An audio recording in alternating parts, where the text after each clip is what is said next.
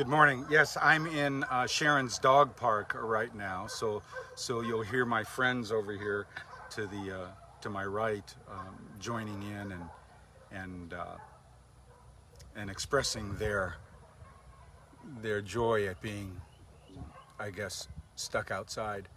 Uh, I did want to. I do have an announcement that I'd like to talk about. Wednesday night, I discussed Genesis 10 and 11 with my friend Pastor Corey from the Exchange Worship Center here in Corpus Christi. Now, he'd like me to say young friend, but you know, it is what it is.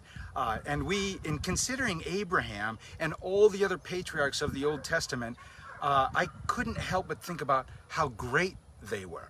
You know, Abraham had this great faith. David was a great king, Joshua a great general, Moses a great lawgiver and leader, Elijah a great prophet. We all want to be great at something, and that night as I drove home and thought about that list, I realized it's a stretch to think that I could be as great as any of those in those areas, or even great in my own mind in those areas as a general or a leader or a lawgiver or a prophet, except one. Abraham had great faith. And that is something that each one of us can achieve. We all have a measure of faith given to us by God. We use it every day. We use it when we turn the ignition on in our cars, having faith that it's going to start. I said Wednesday night, unless you drive a 68 Mustang, because every now and then, well, you know, I have great faith that it's going to start. We use our faith when we get into an airplane. We have faith in the mechanics, in the physics of the plane lifting, in the pilots who are flying the plane, even though we've never met them. We have faith that our jobs are secure. We have faith in our families. All we need to do is to exercise that faith and direct it towards the thing that matters in our life. Great faith in God is attainable for each one of us. Sharon and I, Sharon has maybe been doing these Camp Gladiator workouts to exercise, not my faith, but my flabby stomach. But I need to exercise my faith in the same way, to step out in faith.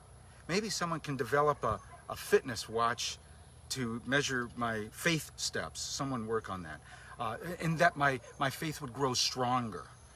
Now, I also realize I have had incredible opportunities to exercise my faith over the last few years. Let me explain that. I believe in seasons in life.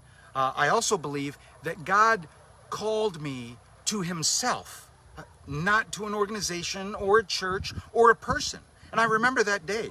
I was riding on a big green bus to Memphis, Tennessee to do a funeral detail with a bunch of infantrymen. And I was reading a book that a pastor named Danny Vincent from Hopkinsville, Kentucky gave me. But that's another story. That was the moment that God started to plant something and called me to this thing. Then 4 years ago, I stepped out in faith and left an organization that Sharon and I spent 25 years serving God in. I believe it was the right thing to do. Faith at times is also very, very scary. I have now entered into a new season of life, and I am stepping out in faith every day, and that's what I wanted to talk about and to tell you about today. I know many of you have seen and read things about my ministry, but I am officially announcing today that in this new season of life, I am starting a new church. Actually, God is starting it, and he's just led me to stand in that place for this season. God's opened a door, and he's made it very clear that the time is now. I know. In the middle of a pandemic, you're going to do what? Well, when God said to Abraham, go, he didn't say where, and he didn't say when. He said, just go now, and I'm going to tell you where you're going to go in a little bit. I'll give you that information later on when you need to know it. So I have stepped out in faith during this time, this new season, and I've started Living Word Church of Corpus Christi. There, that's it.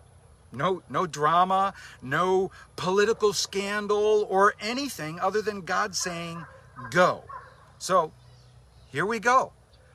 I hope if you don't have a place to worship, I hope you would stop by and visit.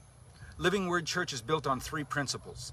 Knowing God by studying His Word, speaking to Him through intentional corporate and individual prayer, and being a true fellowship of men and women who simply enjoy being together and living life and learning about God and each other along the way. In the early days of this pandemic, a young man made the comment to me that he said there has to be a better way to do life. There is. And maybe, just maybe, Living Word Church can be that for you. So stop by for a visit. Reach out to me via Messenger or on our website, www.lwchurchcc.com. Thanks for listening. Thanks for praying. And those of you that are already a part of the church, thanks for serving. Now, I've got to go get some more steps in. God bless you all.